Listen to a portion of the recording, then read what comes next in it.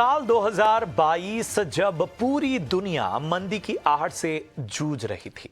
साल के शुरुआत में कोरोना की मार और उसके बाद रूस यूक्रेन के बीच छिड़ी जंग ने तमाम बड़ी इकोनॉमीज की हालत पतली कर दी थी। श्रीलंका दिवालिया हो गया और अमेरिका जैसी बड़ी इकोनॉमी महंगाई तले दम भरती रही। चीन की हालत भी किसी से छिपी नहीं रही।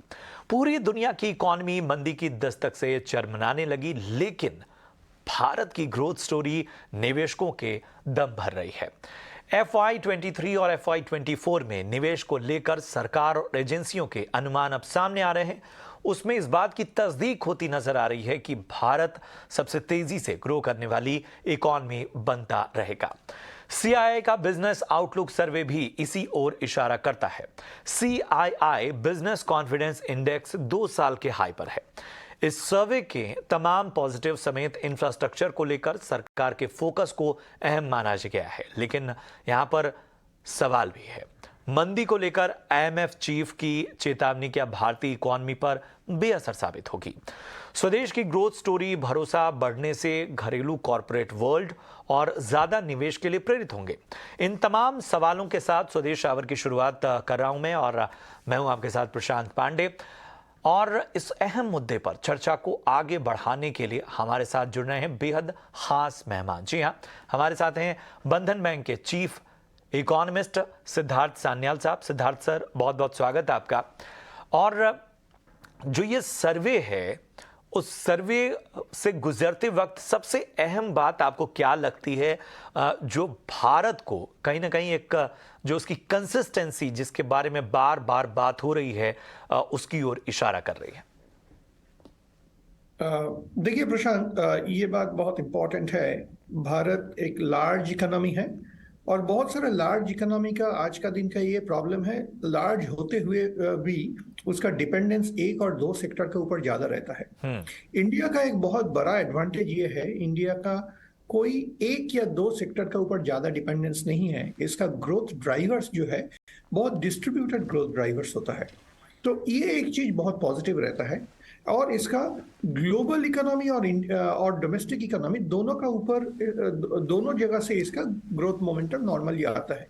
आज का दिन में अगर कोई बड़ी इकोनॉमी ग्लोबल इकोनॉमी के ऊपर डिस्प्रोपोर्शनेटली डिपेंडेंट अगर होते तो उसके लिए एक बहुत चैलेंज का बात बन जाता है। इस टाइप का ग्लोबल इकोनॉमिक सिचुएशन में इंडिया के लिए वो भी नहीं है, क्योंकि इंडिया आइदर डोमेस्टिक और ग्लोबल किसी के ऊपर बहुत ज्यादा डिपेंडेंस नहीं है, उधर भी थोड़ा वेल डिस्ट्रीब्यूटेड है।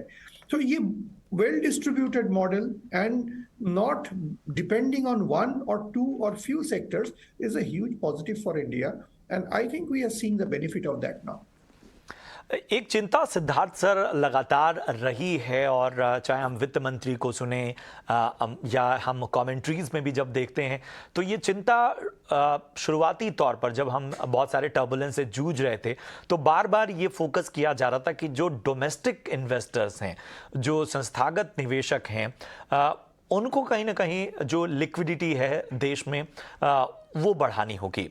ये यकीन बीच के कुछ सालों में जो था वो बीच बीच में हम देख रहे थे कि थोड़ा सा इसमें कमजोरी नजर आती थी, फिर कहीं हमें एक पॉजिटिव साइन दिख रहा था। क्या 2022 के बाद से जब पूरी दुनिया में ग्लोबल टेंशन थी, पूरी दुनिया की इकॉनमी में एक तरह से चाहे इन्फ्लेशन हो, चाहे हम जॉब कट्स देख रहे थे, बाकी सभी चीज़ों यहाँ पर एक जो संभालने की बात जब कही जा रही थी तो बार बार डोमेस्टिक इन्वेस्टर्स की वजह से कही जा रही थी कि इन्होंने कहीं ना कहीं भारत की जो ग्रोथ स्टोरी है उसको संभालने में बड़ी भूमिका निभाई है। आप इसका विश्लेषण किस तरह से करेंगे? मेरा हिसाब से आज का दिन में एक्चुअली डोमेस्टिक इन्वेस्टर और डोमेस्टिक रिटेल इन्वेस्टर का रोल काफी सिग्निफिकेंट है, एंड वो रोल मेरा हिसाब से काफी पॉजिटिव रोल वो प्ले कर रहा है। एक तो है ट्रेडिशनली आप अगर सोचेंगे, हमारे प्रीवियस जनरेशन का थॉट प्रोसेस में अगर सोचेंगे, generally across the country middle class normally stock market या इस टाइप का इन्वेस्टमेंट से दूर रहना चाहते थे, और वो लोग पैसा जो फिक्स्ड इनकम जो रिटर्न्स हुआ करता था, जैसे कि बैंक डिपॉजिट्स वगैरह, पोस्टल डिपॉजिट्स, उसमें बहुत ज्यादा पैसा उसमें नॉर्मली इन्वेस्ट करते थे, सेविंग्स या इन्वेस्ट जो भी आप बोले वो करते थे। आज का दिन में लेकिन वो बैंक डिपॉजिट, पोस्टल डिपॉजिट्स के बाद थोड़ा बहुत रिस्क इन्वेस्टमेंट भी लोग कर लेते हैं, और वो पैसा अभी आज का दिन में स्टॉक मार्केट ये सब जगह में जा रहा है। ऑन टॉप ऑफ दैट क्या हो रहा है कि उधर थोड़ा रिटेल मनी जो इंस्टीट्यूशन का चैनल से आता है, like pension fund, provident fund, ये सब का भी इन्वेस्टमेंट डोमेस्टिक स्टॉक मार्केट में बढ़ने, मतलब उसका भी ज्यादा शेयर आज का दिन में स्टॉक मार्केट में इन्वेस्ट हो सकता है, जो इतना उसका लीगल रिलैक्सेशन मिला है। तो ये पैसा भी उधर स्टॉक मार्केट में आता है। तो स्टॉक मार्केट में डोमेस्टिक इन्वेस्टर का इन्वेस्टमेंट काफी इंप्रूव हुआ है एंड ये सपोर्ट रहेगा। मेरा हिसाब से इसमें ज्यादा कोई प्रॉब्लम नहीं है। दूसरा एक जो इन्वेस्टमेंट है जो कि एक्चुअल कॉर्पोरेट्स वगैरह का physical investment in in in either capacity addition और टेक्नोलॉजी इकोनॉमी में जो रहता है, जो कि ग्रॉस फिक्स्ड कैपिटल फॉर्मेशन में जो कैप्चर्ड होता है, वो जगह देखना है कि इकोनॉमी अभी भी कोविड का जो डिसरप्शन था वहां से निकल रहा है एंड सामने एक इलेक्शन है। तो ये सब का सिचुएशन में नॉर्मली लोग थोड़ा सा कंजर्वेटिव जाता है। वो इन्वेस्टमेंट कितना आता है वो एक्चुअली 2023 में एक देखने का चीज रहेगा। बिल्कुल। एक चीज़ और मैं समझना चाहूँगा सर, जब मैं इस आंकड़े को देखता हूँ CII बिजनेस कॉन्फिडेंस इंडेक्स, तो जो हम बात करते हैं FY23 की तिमाही की, उसमें ये इंडेक्स 67.6% है। पिछली तिमाही में ये आंकड़ा 62.2% था। अगर हम इसको समझें, ये बिजनेस कॉन्फिडेंस इंडेक्स ये क्या इशारे करता है, और जो भी ग्लोबल स्थितियां हैं, क्या भारत में जो लोग हैं, भारत के जो इन्वेस्टर्स हैं, वो कहीं ना कहीं हाल फिलहाल के सालों में उनका जो आत्मविश्वास है, तमाम टर्बुलेंस के बावजूद एक जो होप है बढ़ी है, उसके कौन कौन से रीज़न आप देखते हैं कि कई बार जो है वो एक तरह की बेचैनी हमें नज़र नहीं आती है, ख़ासतौर पे भारत के संदर्भ में? ये बहुत बहुत बहुत रेलिवेंट क्वेश्चन है आपकी। एक्चुअली ये जो बिजनेस कॉन्फिडेंस इंडेक्स है ना, ये एक्चुअली रियल बिजनेस का ऊपर है, not necessarily stock market related. लेकिन ऐसे भी ये दोनों के बीच में भी एक अच्छा लिंकेज नॉर्मली लॉन्ग रन में हो जाता है। बट अभी अब देखने का चीज ये है, जो क्वार्टर सितंबर में एंड हुआ है, वहां से जो क्वार्टर दिसंबर में एंड में खत्म हो रहा है, इसमें की डिफरेंस क्या है? मेरे हिसाब से आज का दिन में कुछ भी देखेंगे तो आपको देखना पड़ेगा कि कोविड रिलेटेड डिसरप्शन जो है वो कितना कम होते जा रहा है, ये उसमें कुछ परिवर्तन आ रहा है कि नहीं। मेरा हिसाब से सितंबर और दिसंबर के बीच में उसमें ज्यादा कुछ डिफरेंस नहीं है।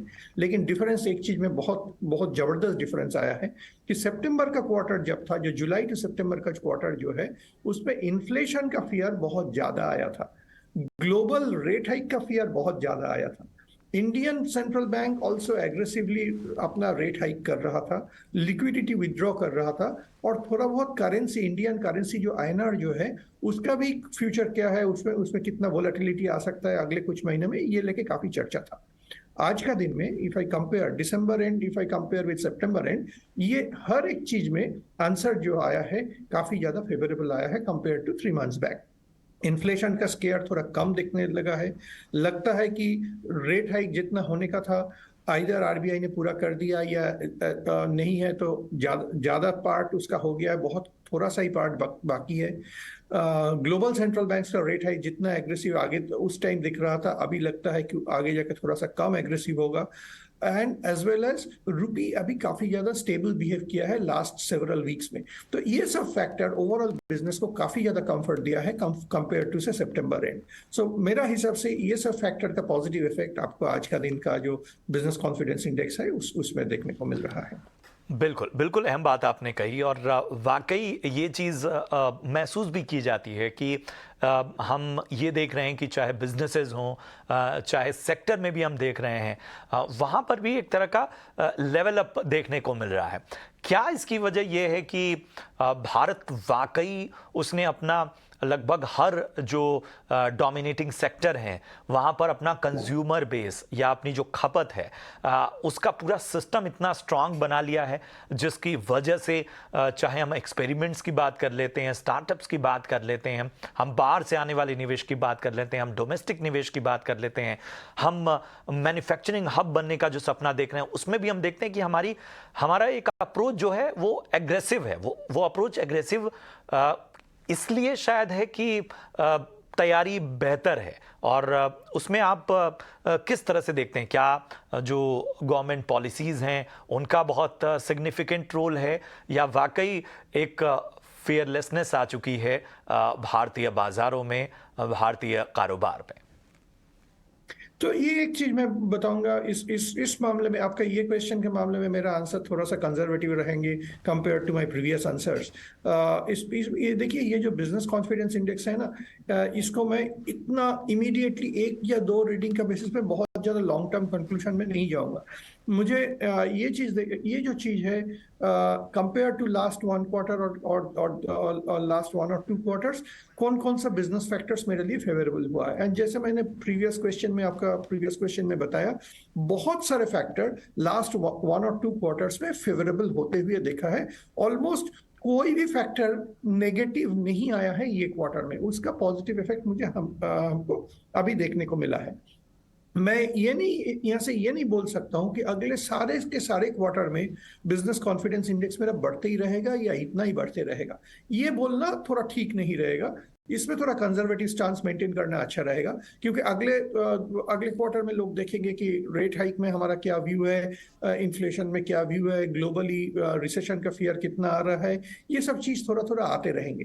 बट आपका ये बात फिर भी सही है कि overall business momentum still looking good. But मैं ये लोग मतलब I'll be slightly conservative. I'll not say that खाली इस क्वार्टर में इतना इंप्रूवमेंट हुआ है, ऐसा नहीं देखना चाहिए कि अगले क्वार्टर में भी इतना ही इंप्रूवमेंट हो और भी बढ़ते रहे। ये शायद नहीं होगा। इतना अपटिक होने के बाद थोड़ा सा प्लेटू हो सकता है, but overall story is still positive. ठीक है, अब जब हम क्रिटिकल हो ही रहे हैं तो ज़रा हम एरिया ऑफ कंसर्न्स देख लेते हैं। वो अगर हम जिन सेक्टर्स में अभी भी पूरा जोर लगाने के बाद, बहुत सारी चीज़ें करने के बावजूद, किन सेक्टर्स की ओर से उस तरह का आउटपुट आपको नज़र नहीं आ रहा है, या जो कह सकते हैं एरिया ऑफ कंसर्न जिसको कहेंगे, वो फिलहाल अभी आपको नज़र आ रहा है? क्योंकि मैन्युफैक्चरिंग की बार बार बात होती है और वहाँ पर एक जो है वो स्थितियाँ जो हैं वो जब बेहतर जिस तरह की होनी चाहिए थी उस तरह का कुछ खास आउटलुक नज़र नहीं आता। नहीं, देखिए, ऐसा नहीं है कि ये जो क्वार्टर है, जनवरी टू मार्च जो क्वार्टर है, उसमें कोई एक या दो या चार सेक्टर में मेरा बहुत ज्यादा कंसर्न है, ऐसा नहीं है। जनरली बिजनेस के लिए जो फैक्टर्स है वो लास्ट कुछ महीने में थोड़ा मतलब जनरली सपोर्टिव हुआ है, इट हैज इम्प्रूव्ड। बट मैं कौन कौन सा चीज थोड़ा देखने, still I will track very closely. One is global recession का एक फियर जो है, आज से 2 महीना 3 महीना बाद उसका क्या स्टेटस होता है, क्या स्थिति होता है, वेदर वो ग्लोबल रिसेशन वाला फियर बहुत ज्यादा बढ़ जाता है या जितना लोग एक्सपेक्ट कर रहे हैं उसी रफ्तार से बढ़ता है। वो एक चीज देखने के लिए बहुत इंपॉर्टेंट है। दूसरा ये है कि और 15 दिन में एक बजट का अनाउंसमेंट होने वाला है। बजट में इंडस्ट्री के लिए कितना सपोर्टिव स्टांस रहेगा, that will also be a very important factor for the coming business confidence index.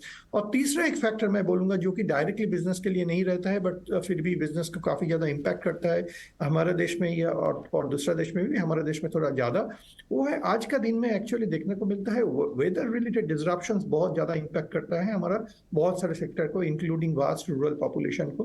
तो ये चीज देखना है कि ये क्वार्टर में वो फैक्टर भी बहुत ज्यादा नेगेटिव नहीं था पिछले क्वार्टर में। ये क्वार्टर में जो कि सर्दी का मौसम में बहुत ज्यादा सर्दी का हालत देखने को मिल रहा है, तो ये सब स्थिति भी थोड़ा सा फेवरेबल रहेगा कि नहीं रहेगा, ये सब चीज थोड़ा देखना है। ये सब I will remain watchful, but as of now ऐसा कोई भी फैक्टर नहीं है जो कि एक सीरियस थ्रेट लग रहा है फॉर द अपकमिंग रिजल्ट। ठीक है, वो एक्सटर्नल फैक्टर्स तो पूरी दुनिया में हैं जिन पे कहीं ना कहीं निगाह रखनी होगी। एक आखिरी सवाल सिद्धार्थ सर मैं आपसे जानना चाहता हूं, और ये सवाल जो है वो हमारे बैंकिंग सिस्टम को लेके है। जिस तरह से एक हमेशा से कंसर्न रहा है, और पिछले कुछ सालों में जो है वो हमने बहुत से ऐसे बैड चैप्टर्स भी देखे हैं।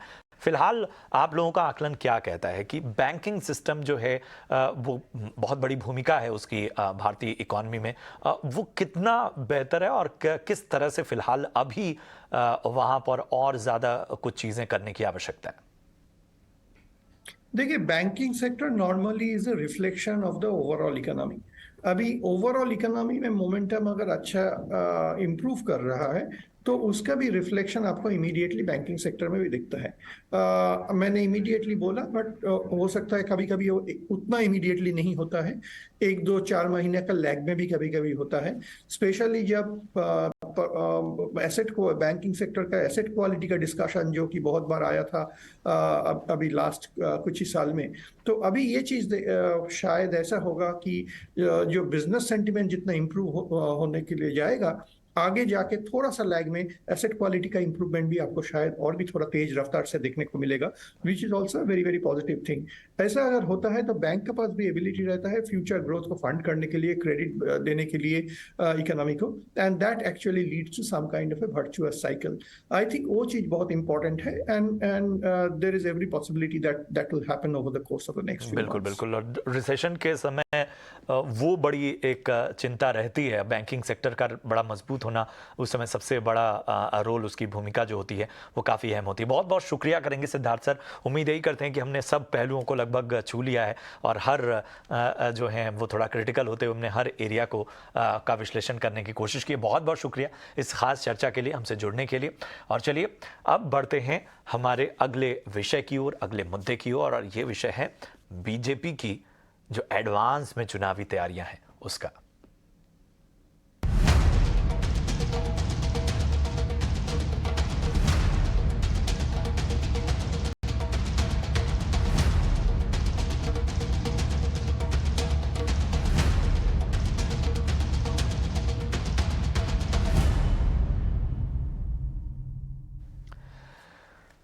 दो 2022-23 में कुल 9 राज्य हैं जहां चुनाव होने हैं, और इनमें जो अहम है उनमें मध्य प्रदेश है, राजस्थान है, छत्तीसगढ़ है, कर्नाटक है, तेलंगाना, त्रिपुरा, मेघालय, नागालैंड और मिजोरम है।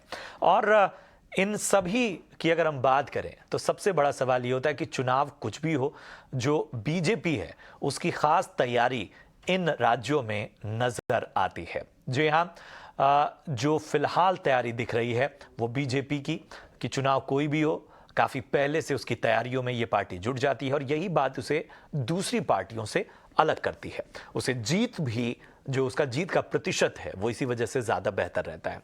इस बार 2 बड़े मिशन हैं। 2024 लोकसभा चुनाव यानी अगले साल, मोदी सरकार की विजय को बरकरार रखते हुए जीत को फिर दोहराना, और साथ ही 9 राज्यों में ढेर सारी चुनौतियां। विधानसभा चुनाव आने वाले महीनों में नजर आएंगे, और विजय पताका यहां फहराना अलग अलग राज्यों के दृष्टिकोण से बहुत अहम है। टारगेट तो यही है जिस पर बीजेपी निशाना लगाने के लिए तैयार है, और इसके लिए रणनीति सटीक क्या हो, इसके लिए दिल्ली में बीजेपी पार्टी कार्यकारिणी की बैठक में मंथन चल रहा है। पीएम मोदी समेत केंद्रीय मंत्री, राज्यों के सीएम, पार्टी के तमाम बड़े पदाधिकारी, 2 दिन तक यहां पर मंथन होगा। बीजेपी अपनी ताकत को बरकरार रखने के साथ साथ अपनी कमजोरियों को भी दुरुस्त करने में जुटी है। सवाल है कि बिखरा विपक्ष 2024 तक एक साथ आकर चुनौती पेश करेगा।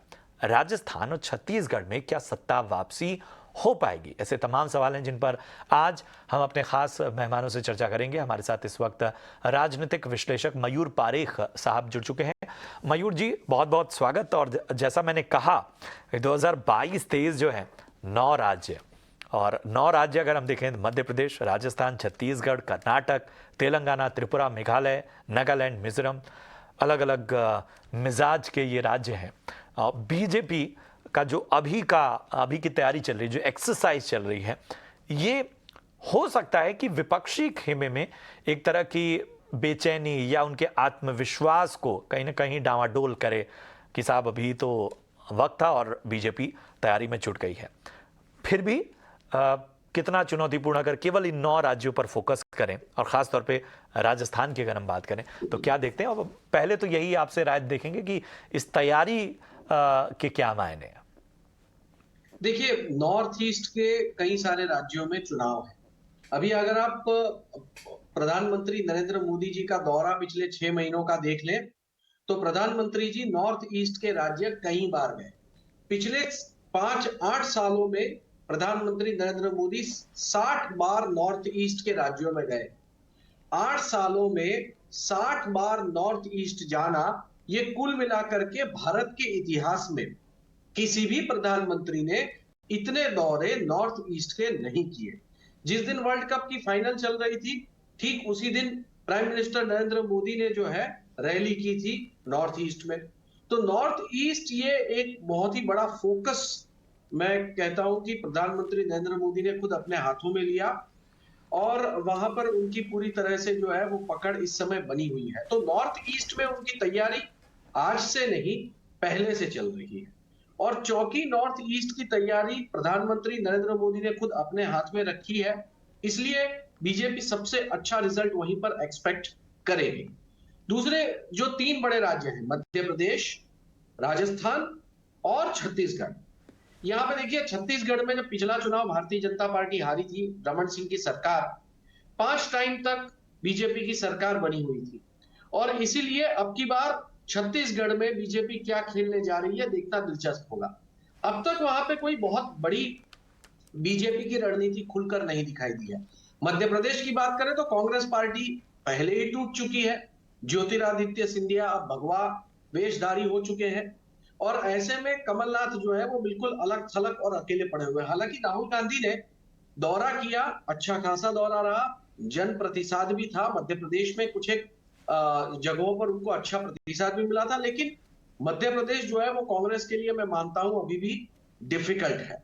जहां तक बात है राजस्थान की, तो बिल्कुल ये एक कांटे की टक्कर वाला राज्य है। यहाँ पर गहलोत जो है वो पूरी तरह से पैठ और पकड़ बनाए हुए हैं। 5 सालों में कई बार जो है राहुल गांधी के करीबी जो है उन्होंने कोशिश की कि वो गहलोत को हटाए और मुख्यमंत्री बन सके, लेकिन ऐसा नहीं हो पाया। पायलट जो है वो मुख्यमंत्री नहीं बन पाए और अब उसका नतीजा यहां पर क्या होता है, ये देखना बहुत दिलचस्प होगा। बिल्कुल बिल्कुल। अगर हम दक्षिण के राज्यों की बात करें तो आज से नहीं, एक अरसे से जो है बीजेपी वहां ब्रेकआउट की उम्मीद कर रही है, एक बड़े ब्रेक थ्रू की उम्मीद कर रही है। और हमने वक्त वक्त पर देखा, इस वजह से जो है उसने अलाइज भी बदले और उसने अपनी रणनीति में भी परिवर्तन किया।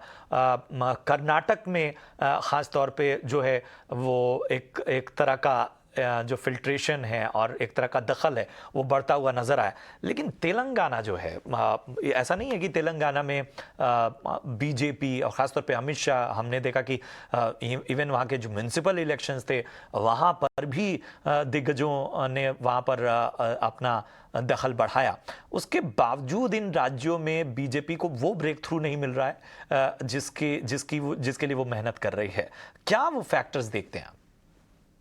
देखिए, तेलंगाना जो है, तेलंगाना राष्ट्र समिति टीआरएस जो है, मुख्यमंत्री इस समय उन्हीं पार्टी का है और बहुत ही जमीन के साथ जुड़ी हुई ये पार्टी है। जब देखिए आंध्र प्रदेश के 2 टुकड़े हुए, तेलंगाना और आंध्र प्रदेश 2 अलग अलग राज्य बने, तो राव जो है उन्होंने टीआरएस, गुलाबी जिनका झंडा है, उन्होंने तेलंगाना में बहुत ही गहरी अपनी पैठ और पकड़ बनाई है। भारतीय जनता पार्टी को यहाँ पे 2 बड़े चैलेंजेस थे। पहली चैलेंज ये थी कि उनको अपना पार्टी का फेस वहां खड़ा करना था। उन्होंने केंद्रीय मंत्री तो एक बना लिया तेलंगाना से, लेकिन उसके आगे वो बहुत ज्यादा कुछ जमा नहीं पाए।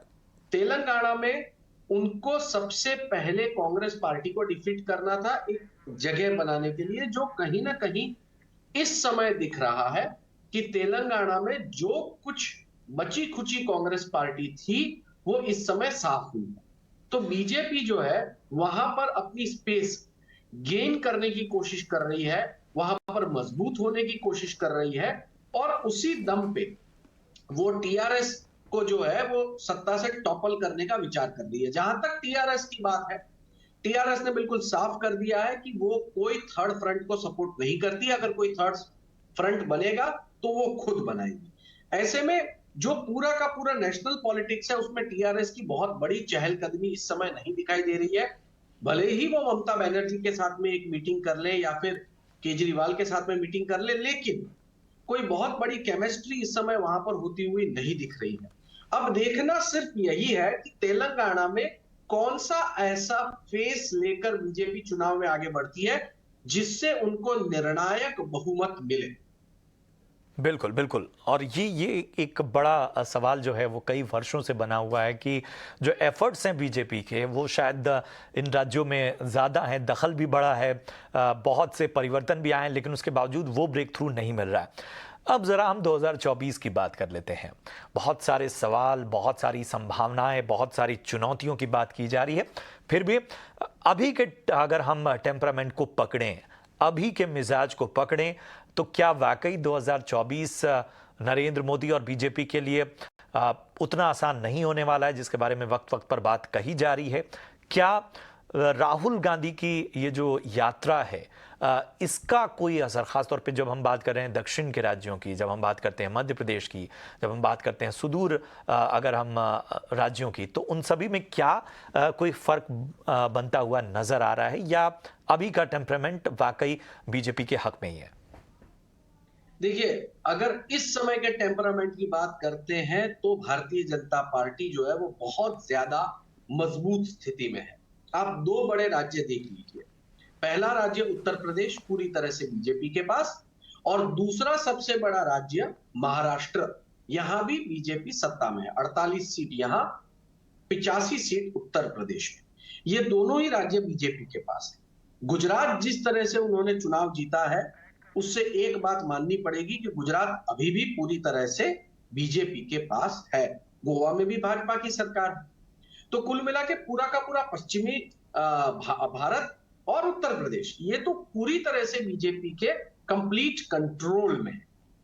ऐसे में विपक्ष का संगठित न होना, कांग्रेस पार्टी ने भले ही गैर कांग्रेसी को, गैर गांधी परिवार को, आई एम सॉरी, अध्यक्ष पद के रूप में चुना हो, लेकिन तब भी राहुल गांधी का जिस तरह से यात्रा पर निकलना और उस यात्रा में तमाम पार्टियों का पूरी तरह से शामिल न होना, और इसी के साथ राष्ट्रीय स्तर पर कांग्रेस पार्टी के लिए एक आइडेंटिटी क्राइसिस की परिस्थिति पैदा होना, अगर ये सारी बातें, और साथ में प्राइम मिनिस्टर नरेंद्र मोदी बतौर प्रधानमंत्री फेस बीजेपी के लिए उतरते हैं, तो निश्चित तौर पर मैं मानता हूं कि आज की परिस्थिति में बीजेपी के लिए बिल्कुल इजी गेम लग रही है। बिल्कुल, बिल्कुल। अगर बात हम विपक्ष की करें और इसको मयूर जी समझने की कोशिश करें, ये एक तरह का ऐसा होता है कि साहब एक इंटेंसिटी नजर आती है, एक वक्त पे बड़ी इंटेंसिटी नजर आती है, और वो इंटेंसिटी बढ़ते बढ़ते बढ़ते बढ़ते एक पीक तक जाती है, और वहां से फिर यहाँ पर ड्रॉप नजर आता है। क्या ये महत्वाकांक्षाओं की वजह से है, विचारधारा में एक तरह का टकराव है, या जो एक दिशा नहीं होना, किसी तरह के लीडर की एक्सेप्टेंस नहीं होना विपक्षी एकता में, ये एक बड़ी वजह है? देखिए, 2 दिन पहले मुंबई में संजय राउत ने एक बड़ा बयान दिया था। उन्होंने कहा कि कांग्रेस पार्टी जो है उसकी जगह सारी छोटी छोटी पार्टियां मिलकर खा रही हैं। अगर ऐसा ही चलता रहा तो बीजेपी केंद्र में से कभी नहीं हट पाएगी और बीजेपी हमेशा केंद्र में बनी रहेगी। संजय राउत ने जो बयान दिया, इसके कई सारे मायने हैं, और यही बात पूर्ण रूप से ठीक भी है। आप कई सारी पार्टियां देखें, उन पार्टियों ने एनसीपी की बात करें, कांग्रेस की जगह खाई है, तृणमूल कांग्रेस की बात करें, कांग्रेस की जगह खाई है, जनता दल यूनाइटेड, या फिर आप और अन्य कई सारी पार्टियों की बात करें। अब एक बहुत बड़ा प्रॉब्लम है। वो प्रॉब्लम इस तरह से है कि जो पार्टियां कांग्रेस से अलग हुई है वो खुद अपने अस्तित्व के लिए जूझ रही है। उनके अस्तित्व के लिए उन्हें कांग्रेस का सहारा चाहिए, और कांग्रेस पार्टी ये बात भली भांति जानती है कि इन पार्टियों की वजह से उनका बेड़ा गर्क हुआ। ऐसे में आइडेंटिटी क्राइसिस प्रॉब्लम है। कॉमन इश्यूज, कॉमन एजेंडा जो है वो पार्टियों के हो सकते हैं, लेकिन आम आदमी पार्टी कांग्रेस से बिल्कुल किनारा किए हुए है। इन परिस्थितियों में एक बात साफ है कि विपक्ष इस समय पूरी तरह से बिखरा हुआ दिख रहा है, और ये बीजेपी के लिए अच्छे संकेत हैं। एक लगातार बड़ा सवाल जम्मू कश्मीर को लेकर उठता रहा है। हालांकि चुनाव की अगर हम बात करें तो वहां पर हमेशा से अभी एक सवाल बना हुआ है। फिर भी क्या देखते हैं, क्या बीजेपी ने वहां अपने लिए संभावनाओं के द्वार खोल दिए हैं? क्योंकि पिछले चुनाव में हमने देखा कि एक वोटिंग प्रतिशत उनका बढ़ता नजर आया। गुलाम नबी आज़ाद जैसा बड़ा चेहरा जो है वो उसने अपनी परंपरागत पार्टी से उन्होंने किनारा किया। उनके और बीजेपी के बीच नज़दीकियों की बातें भी सामने आई। एक तरह का मेल्टिंग पॉइंट भी दिखा। ये सारी चीज़ें क्या इशारा कर रही? देखिए 21 तारीख को राहुल गांधी जो है वो कश्मीर में अपनी रैली करने वाले हैं और उन्होंने कुल मिला के 23 पार्टियों को न्योता दिया है इसमें शामिल होने का। तो कांग्रेस पार्टी जो है वो रीवर्क करने की कोशिश कर रही है कश्मीर चैप्टर पर, जम्मू कश्मीर चैप्टर पे। लेकिन भारतीय जनता पार्टी ने जो महबूबा मुफ्ती की पार्टी और जो अलगाववादियों की का पूरा गुट है उसे तोड़ने में वो निश्चित तौर पर सफल रहा है। जहां तक बात है सरकारी कायदे कानूनों की, कड़े कानूनों की, वो सारे के सारे प्रावधान और वो सारे के सारे सेक्शन अलगाववादियों पर लगाए गए। महबूबा मुफ्ती जो है वो घर पे जाके बैठी हुई है, फारूक अब्दुल्ला जो है वो भी पैकअप हुए हैं और अब चौंकि वहां कोई चुनाव ही नहीं हो रहा है, इन सारे दलों को अपनी जमीन खोजने में समस्या हो रही है और यही माकूल समय मिल रहा है बीजेपी को अपने आप को एस्टैब्लिश करने का। तो जाहिर सी बात है जिस तरह का वातावरण इस समय कश्मीर में बन रहा है, बीजेपी जब तक उसके लिए माकूल वातावरण नहीं बनती तब तक अगली कोई चाल नहीं चलेगी। बिल्कुल, बहुत बहुत शुक्रिया करेंगे मयूर पारेख साहब। और बड़ा ही विस्तृत विश्लेषण रहा और लगभग हर राज्य जहां पर बीजेपी के लिए चुनौतियां हैं, जहां पर बीजेपी के फेवर में चीज़ें हैं और यहां तक कि 2024 का जो लोकसभा चुनाव है उसकी तस्वीर मौजूदा टेम्परामेंट के हिसाब से किस तरह का प्रोजेक्शन दिखाती हैं, इन सब पर आपने खास चर्चा की, उसका बहुत बहुत धन्यवाद। और अब बढ़ते हैं अगली खबर की ओर। बीजेपी की चुनाव की तैयारियों के बाद बात RVM की, यानी रिमोट वोटिंग मशीन की। आज चुनाव आयोग ने इसे लेकर सर्वदलीय बैठक बुलाई थी, लेकिन विपक्ष सवाल खड़े कर रहा है और विरोध भी कर रहा है। इस मुद्दे पर ज्यादा अपडेट, ज्यादा ब्यौरा दे रही हैं हमारी सहयोगी रंजीता झा। आयोग द्वारा आज दिल्ली के कॉन्स्टिट्यूशन क्लब में आयोजित सर्वदलीय बैठक जो RVM को लेकर बुलाई गई थी वो बेनतीजा निकली। कारण ये रहा कि ज्यादातर राजनीतिक पार्टियों ने RVM का विरोध किया। उनका कहना है कि RVM को आनन फानन में लागू करने की कोशिश है चुनाव आयोग की, जबकि RVM को लेकर कई राजनीतिक पार्टियों के मन में कई सवाल है, कई संदेह है जिसको पहले दूर करना होगा। यही वजह है कि आज डेमोन्स्ट्रेशन का जो काम होना था बैठक में वो नहीं हो सका और ज्यादातर विपक्षी पार्टियों ने इसका विरोध किया।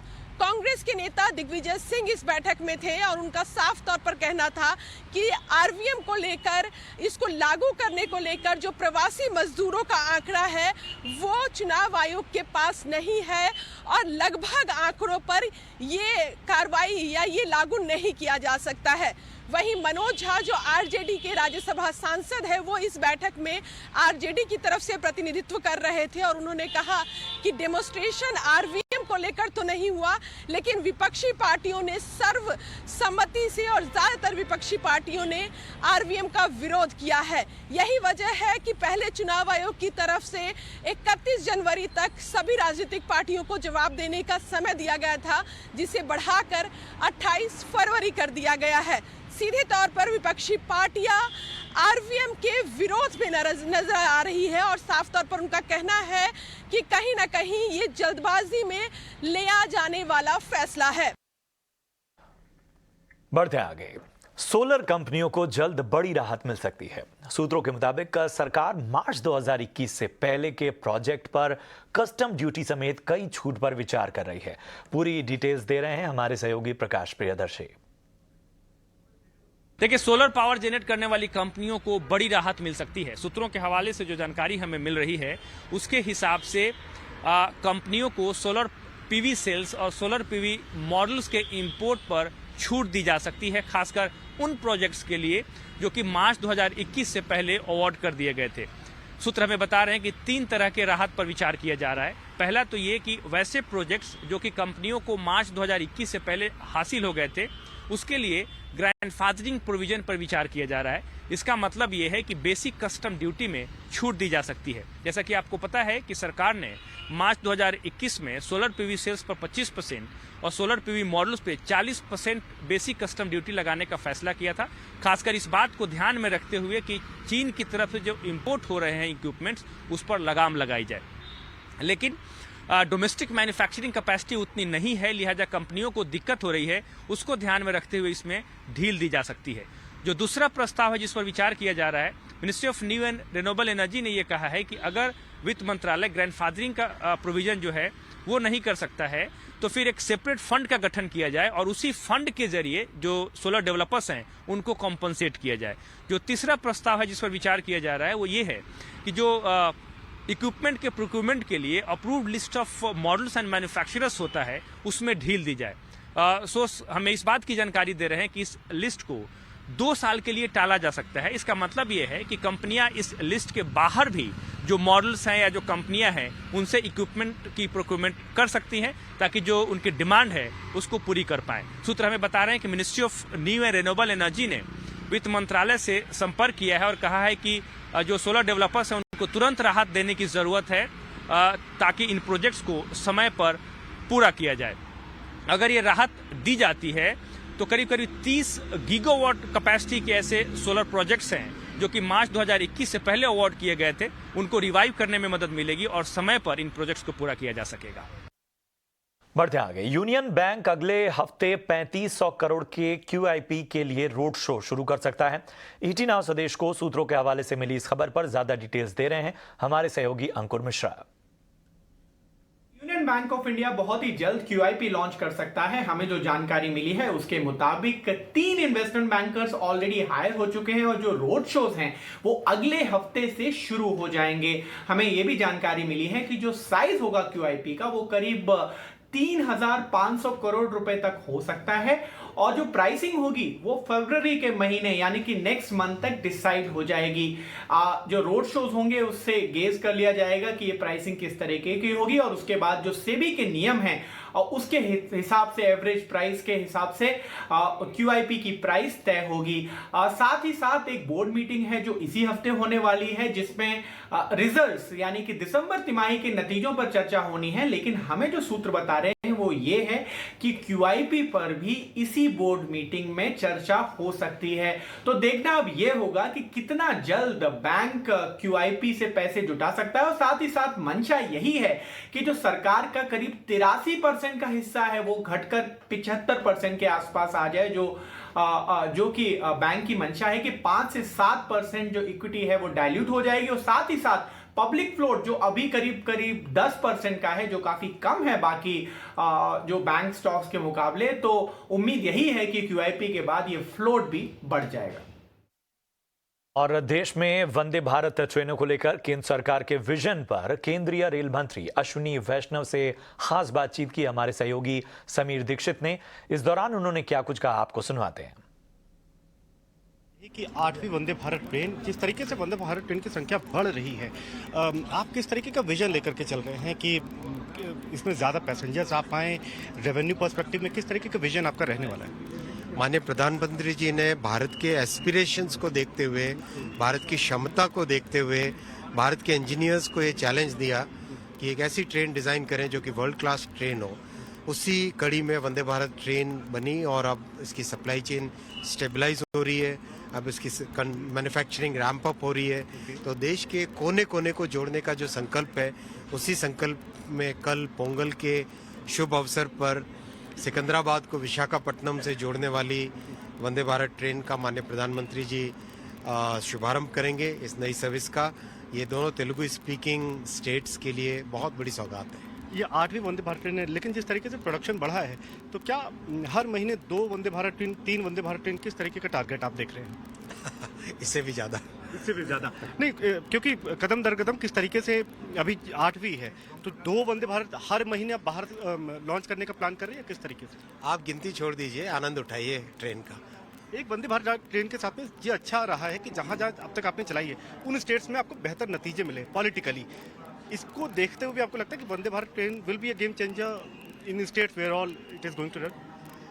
प्रधानमंत्री श्री नरेंद्र मोदी जी ने राजनीति का स्वरूप बदला है।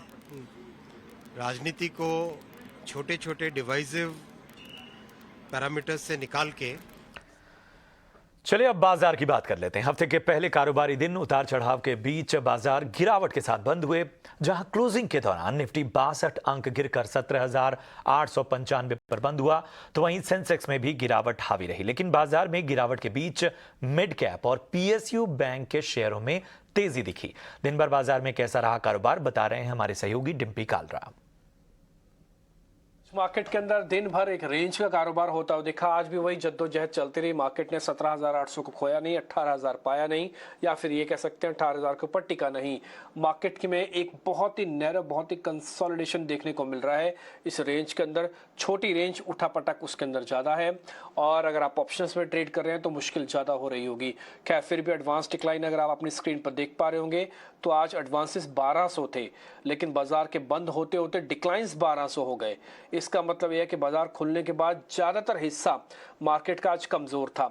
अगर आज बड़े शेयर्स की कैटेगरी आप चेक करेंगे ना, तो रिलायंस, आईसीआईसीआई, एक्सेस, ये कुछ एक बड़े शेयर्स थे जिन्होंने आज मार्केट पर दबाव बनाया। खैर लेवल के हिसाब से आज हमने 17,900 के नीचे क्लोज किया है, बट 800 के ऊपर।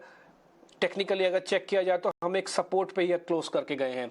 दूसरा, बैंक निफ्टी में प्रॉब्लम थोड़ी ज़्यादा देखने को मिल रही है। सुबह हमने 42,500 पा लिया था, लेकिन क्लोज होते होते 200 पॉइंट की गिरावट के साथ 42,000 के ऊपर और 42,500 के जस्ट नीचे जाके बंद हुआ है।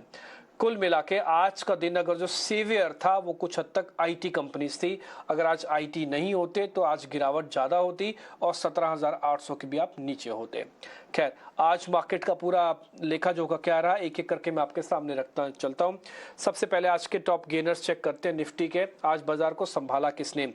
आज टेक महिंद्रा के अंदर तेजी आई। HCL टेक, इन्फोसिस, विप्रो, इन सब के अंदर तेजी की वजह से आईटी इंडेक्स ना केवल 1% ऊपर जाके बंद हुआ, बल्कि इन 5-6 शेयर जो तेजी वाले शेयर्स हैं, इनमें सिर्फ और सिर्फ आपको आईटी कंपनीज ज़्यादा दिख रही होंगी। एक और कंपनी भी है हीरो मोटोकॉर्प, इसके पास अच्छा स्ट्रॉन्ग बेस बना हुआ है, ये भी आज टू व्हीलर सेगमेंट में थोड़ा ऊपर गई है। आज किन शेयर्स में नुकसान था, यानी कि निफ्टी के अंदर गिरने वाले, गिरावट वाले शेयर्स जब आपकी स्क्रीन पर आएंगे, वहां पे Adani enterprises, axis bank, TCS, Hindalco और GSW स्टील यानी कि मेटल्स के अंदर थोड़ा दबाव था। अडानी ग्रुप के अंदर आज वापस से थोड़ा प्रेशर बना है। जब जब बाजार थोड़ा चलता है तो शॉर्ट कवरिंग स्मार्ट आती है, लेकिन जिस दिन बाजार गिरता है उस दिन अडानी ग्रुप के शेयर्स भी नोटिस होते हैं, गिरते हैं, तो थोड़ा इससे ध्यान से आपको ट्रेड करने की जरूरत है। आगे बढ़ते हैं, छोटे मझोले शेयर्स की कैटेगरी चेक करेंगे तो वहां पर आपको दिखेगा कि छोटे बैंकों का थोड़ा दबदबा था, सरकारी बैंकों का।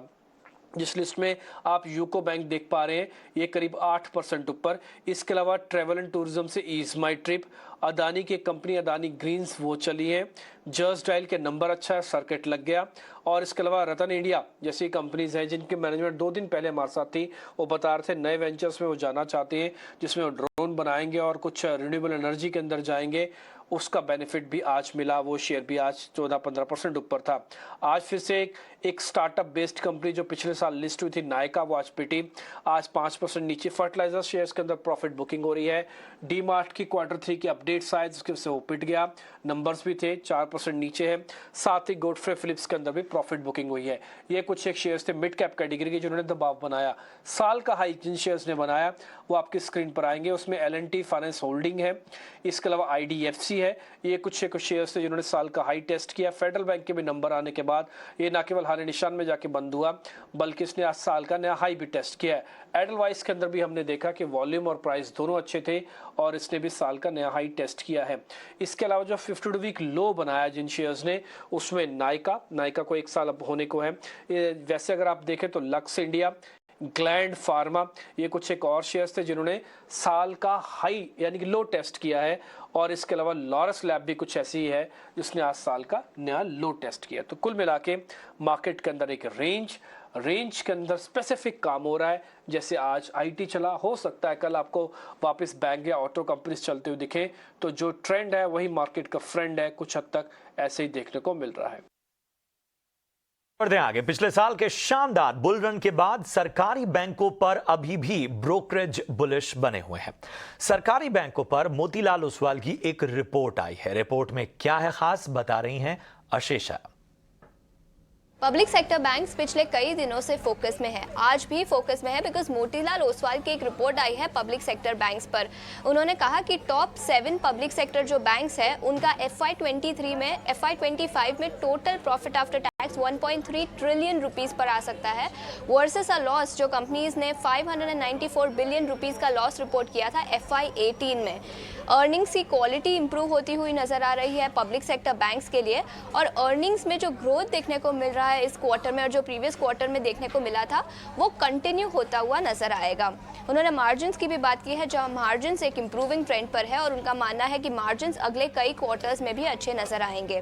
वैल्यूएशंस की बात करें तो पब्लिक सेक्टर बैंक हमेशा से इनएक्सपेंसिव रहे हैं और रीसेंट अपमूव के बाद भी वैल्यूएशंस उनका मानना है कि इनएक्सपेंसिव है। कंसिस्टेंट परफॉर्मेंस के चलते इन स्टॉक्स में री रेटिंग देखने को मिल सकता है और पब्लिक सेक्टर बैंक्स में मोतीलाल ओसवाल के top 3 banks SBI, bank of Baroda और सेंट्रल बैंक हैं। इनफैक्ट उन्होंने सभी पर टारगेट प्राइस भी दी है।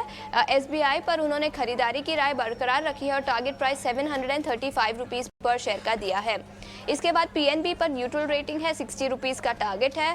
बैंक ऑफ बड़ौदा जो उनका टॉप पिक है वहाँ पर भी उन्होंने खरीदारी की राय बरकरार रखी है और 240 रुपीज़ पर शेयर का टारगेट दिया है। सेंट्रल बैंक, यूनियन बैंक और इंडियन बैंक पर भी खरीदारी की राय बरकरार रखी है। सो इसी मोतीलाल ओसवाल रिपोर्ट के चलते पब्लिक सेक्टर बैंक्स में अट्रैक्शन देखने को मिल रहा है और उनका मानना है कि वैल्यूएशंस अपमूव के बाद भी इनएक्सपेंसिव है और आगे अर्निंग्स भी सस्टेन कर सकते हैं।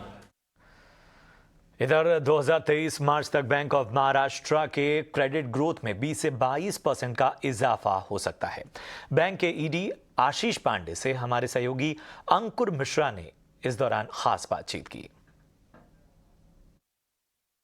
मेरा पहला सवाल आपसे ये रहेगा, आपने ऑलरेडी 21% से ज़्यादा की क्रेडिट ग्रोथ क्लॉक की है।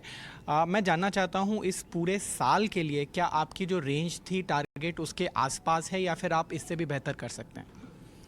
देखिए, इसमें जो आपने बोला कि 21% के आसपास में हमारी ग्रोथ, तो जो हमने एक्सपेक्ट किया था आज से करीब, मैं अगर आपको बोलूं कि सितंबर 21 में, दिसंबर 21 में, तो हम उसी रेंज में चल रहे हैं, उसी एक्सपेक्टेशन में चल रहे हैं।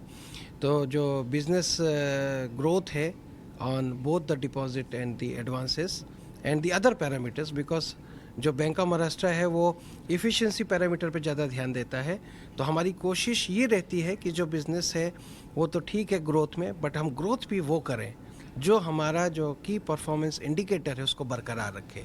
सो जिसको हम अच्छा मानते हैं बैंक ऑफ महाराष्ट्र में, जिस पे हम पूरे साल भर कार्य करते रहते हैं, हमारे पूरे स्टाफ और जो बैंक का प्रबंधन है वो दोनों मिल के, तो वो है जैसे आपका gross NPA, net NPA, CASA, cost to income ratio, return on assets और आपका जो यील्ड ऑन एडवांसेस, NIM।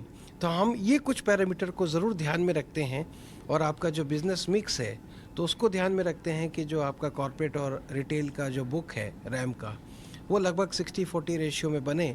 उस रेशियो को, इन सबको हम अभी तक बरकरार रखते हुए पिछले 5-6 क्वार्टर से हम उस ग्रोथ को अभी तक मेंटेन करके रख रहे हैं। जी, आपने कासा की बात करी तो डिपॉजिटर्स की एक बड़ी डिमांड रहती है कि जब इंटरेस्ट रेट्स बढ़ें तो हमारे इंटरेस्ट बढ़ जाएं और जब कम हो तो शायद गिरे नहीं। तो क्या बैंक ऑफ महाराष्ट्र से क्या उम्मीद रखनी चाहिए? क्या आप इंटरेस्ट रेट में बड़ी बढ़ोतरी करेंगे? क्योंकि अगर RBI की डेटा की बात करें तो जो 60 से 70 basis point average pass on हुआ है, बैंकों ने पूरा पास नहीं किया है इंटरेस्ट रेट्स। आपका क्या विचार है? देखिए, ये तो एक, अगर आप देखेंगे तो ये बात है कि बहुत कुछ, देखिए दोनों चीज़ें हैं। अगर आप देखेंगे तो लोन साइड में भी देखेंगे तो पूरा पास ऑन नहीं होता है, और अगर आप देखेंगे तो डिपॉजिट थोड़ा ज़्यादा लैग हुए हैं। वो इसका कारण ये होता है कि देखिए कि बैंकों के पास में क्या ऑप्शंस हैं और कितने दूर का है। तो बेसिकली एक और बेंचमार्क होता है जो ट्रेजरी बिल्स होते हैं, गवर्नमेंट डेटेड सिक्योरिटीज़ होती हैं, तो वो 1 साल की कैसे बिहेव कर रही हैं रेट में, अगले 2 साल, 3 साल या 5 साल या 10 साल का पेपर कैसे बिहेव कर रहा है, क्या इंडिकेशन दे रहा है। तो अभी मेरे ख्याल से कि जो ये बात सही है कि अपना रिज़र्व बैंक ऑफ इंडिया ने काफ़ी अच्छे स्टेप्स लिए हैं और उसमें रेट इंक्रीज़ किया है। हम देख भी रहे हैं कि उनके होने से काफ़ी अच्छी चीज़ें भी मार्केट में हो रही हैं और बैंक भी, हमको भी ग्रोथ में कोई ज़्यादा फ़र्क दिख नहीं रहा है क्योंकि ग्रोथ हमारी अच्छी हो रही है। तो मार्केट में भी जो डिमांड है, जो लोग हैं उनका होम लोन भी देखें तो उसका भी हमको डिमांड कम नहीं दिख रहा है, और जो कमर्शियल लोन्स हैं और चाहे वर्किंग कैपिटल MSME ले लीजिए या कॉर्पोरेट प्रोजेक्ट लोन ले लीजिए, तो उसमें भी हमको नहीं दिख रहा है। तो डिपॉजिट में भी बैंक ऑफ महाराष्ट्र आगे बढ़ रहा है और अपने रेट वो जिस प्रकार से जिस बकेट में, क्योंकि ये बेसिकली एसेट लाइबिलिटी मैनेजमेंट का एक पार्ट होता है और आपके कई फैक्टर्स होते हैं, जैसे मैंने आपको बताया कि आपके पास एक्सेस SLR कितना है, या आपके पास में दूसरा आपका CD रेशियो क्या है, फिर आपके लॉन्ग टर्म फंड्स कितने हैं। तो बेसिकली अगर हम देखें तो एक अच्छी चीज़ आपको मिलेगी बैंक ऑफ महाराष्ट्र में कि लगभग 52 से 54% जी कासा बेस है। तो जबकि कासा बेस में आपको टर्म डिपॉजिट वाले इश्यूज ज़्यादा पैदा नहीं होते हैं जी। तो अगर ये टर्म डिपॉजिट का पोर्शन ज़्यादा रहेगा तो आपको वल्नरेबिलिटी ज़्यादा आएगी या रिस्क साइड आपको एसेट लाइबिलिटी मैनेजमेंट का ज़्यादा आएगा। पर बैंक ऑफ महाराष्ट्र दोनों बकेट को, एक जो कासा बकेट है उसको भी और जो टाइम डिपॉजिट का बकेट है उसको भी साथ में लेके बड़े ध्यान से आगे बढ़ रहा है। और जो हमारे कस्टमर्स हैं, सीनियर सिटीजन हैं, उनको भी ध्यान में रख के कुछ हमने ऐसे भी स्लैब्स निकाले हैं जहाँ पे हम उनको बहुत अच्छा रेट दे रहे हैं। चलिए अगली खबर की ओर बढ़ते हैं। फेडरल बैंक ने तीसरी तिमाही के अनुमान से बेहतर नतीजे जारी किए हैं। नतीजों पर ज्यादा जानकारी दे रहे हैं हर्ष। जी हाँ, तो फेडरल बैंक ने हमने Q3 FY23 के आंकड़े निकाले और जो नेट इंटरेस्ट इनकम है वो 1957 करोड़ पे आया है। स्ट्रीट एक्सपेक्ट कर रहा था कि अराउंड 1850 ऑड करोड़ पे आएगा, तो एक 100 करोड़ एक्सेस आया है NII में, जो कि अप है 27% ईयर ऑन ईयर बेसिस पे। जब ऑपरेटिंग प्रॉफिट की बात करें वो भी अराउंड 75-80 ऑड करोड़ से ज़्यादा आया है। 1275 करोड़ पे वो नंबर आया है, 40% ईयर ऑन ईयर ग्रोथ दिखा है। और प्रोविजंस का number slightly lesser than expected आया है। प्रोविजंस का नंबर अराउंड 200 करोड़ के आसपास आया है, जो कि 26% लोअर है जब मैं क्वार्टर ऑन क्वार्टर बेसिस पे वो नंबर को कंपेयर करूँ।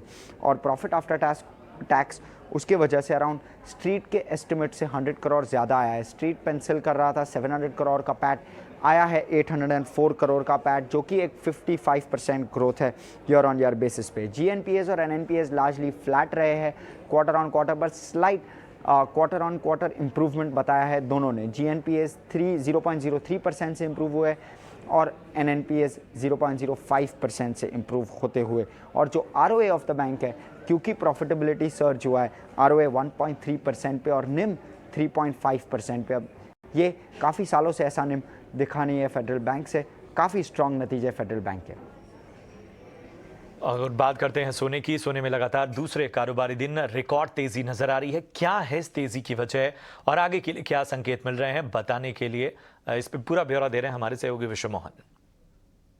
2.5 साल बाद गोल्ड नई ऊंचाई पर ट्रेड कर रहा है। लगातार दूसरे कारोबारी दिन आज सोने ने 56,562 का नया रिकॉर्ड बना दिया। महीने भर में गोल्ड करीब 2,500 रुपये महंगा हो चुका है और सितंबर के लो से अगर घरेलू बाजार की अगर चाल देखें तो MCX पर गोल्ड 14% तक 4 महीने में ही महंगा हो चुका है। इंटरनेशनल मार्केट में 9 महीने की ऊंचाई पर कॉमेक्स गोल्ड ट्रेड कर रहा है। सबसे बड़ी वजह यह है कि US फेड लग रहा है कि 1 फरवरी को सिर्फ 0.25% ही ब्याज दरें बढ़ रहा है, क्योंकि जिस तरह से महंगाई में नरमी आई है उस वजह से फेड का रुख भी नरम हो सकता है। साथ ही इसके अलावा डॉलर इंडेक्स में जिस तरह से नरमी देखने को मिल रही है, 7 महीने के निचले स्तर पर है डॉलर इंडेक्स। साथ ही दुनिया भर के सेंट्रल बैंकों की तरफ से गोल्ड की डिमांड बढ़ी है। चाइना में लूनर न्यू ईयर से पहले गोल्ड की लगातार खरीदारी हो रही है, तो तमाम ऐसे फैक्टर्स है गोल्ड को सपोर्ट कर रहे हैं। इसके अलावा ग्लोबल ग्रोथ को लेकर चिंता बरकरार है, उसका भी फायदा सेफ हेवन बाइंग के तौर पर गोल्ड में हो रही है। लेकिन गोल्ड को चिंता क्या है? गोल्ड के लिए सबसे बड़ी चिंता यह है क्रिप्टो करेंसी में अब धीरे धीरे रिकवरी आ रही है, तो कहीं एसेट रीबैलेंसिंग के तौर पे कहीं क्रिप्टो की तरफ पैसा वापस से गोल्ड से निकल कर न जाए, एक चिंता यह है। दूसरी चिंता है घरेलू बाजार की। अगर बात करें तो रुपए में जिस तरह की कमजोरी दिखी थी उसका फायदा और उसका उस भाव का भी असर इस भाव में डिस्काउंटेड दिख रहा है घरेलू बाजार में। इसके अलावा इंपोर्ट ड्यूटी इतनी ज़्यादा है, उस वजह से भी गोल्ड घरेलू बाजार में महंगा है। इसके अलावा एक और फैक्टर है रूस यूक्रेन युद्ध की वजह से वॉर प्रीमियम भी गोल्ड के भाव में दिख रहा है। तो तमाम ऐसी चिंताएं भी गोल्ड प्राइसेस में है, लेकिन ज़्यादातर एक्सपर्ट्स को लगता है कि गोल्ड में 2023 में अच्छी तेजी दिखेगी और सेकेंड हाफ गोल्ड के लिए काफ़ी बेहतर रहेगा। और 70% ब्रोकरेज हाउसेस मानते हैं कि गोल्ड 2023 में 60,000 के पार भी जा सकता है। यानी कुल मिलाकर हो सकता है कि नियर टर्म शॉर्ट टर्म में आपको वीकनेस जरूर दिखे, लेकिन overall long term trend gold का तेजी का ही बना हुआ है। और इधर सूर्य के उत्तरायण होने के बावजूद दिल्ली समेत पूरे उत्तर भारत में कड़ाके की ठंड का कहर जारी है। पारा सबसे ज्यादा राजस्थान में गिरा। यहाँ के 5 शहरों का तापमान माइनस में पहुंच गया। पहाड़ी राज्यों में हो रही बर्फबारी राजस्थान में ठंडक बढ़ा रही है। रविवार की रात इस सीजन की सबसे सर्द रात राजस्थान में रही। कुछ राज्यों में 3 दिनों तक का येलो अलर्ट भी जारी कर दिया गया है। अगर दिल्ली की बात करें तो राजधानी में पारा 1.4 डिग्री पहुंच गया, जो इस सीजन का सबसे कम तापमान रहा। ठंड और कोहरे का सबसे ज्यादा असर ट्रेनें और ट्रैफिक की रफ्तार पर पड़ा है। ज्यादातर ट्रेनें देरी से चल रही हैं। मौसम विभाग की ओर से दी गई जानकारी के मुताबिक 19 जनवरी से तापमान बढ़ने से राहत मिलेगी। 2 वेस्टर्न डिस्टर्बेंस की वजह से तापमान में धीरे धीरे 3 से 5 डिग्री सेल्सियस तक की बढ़ोतरी होने की संभावना है।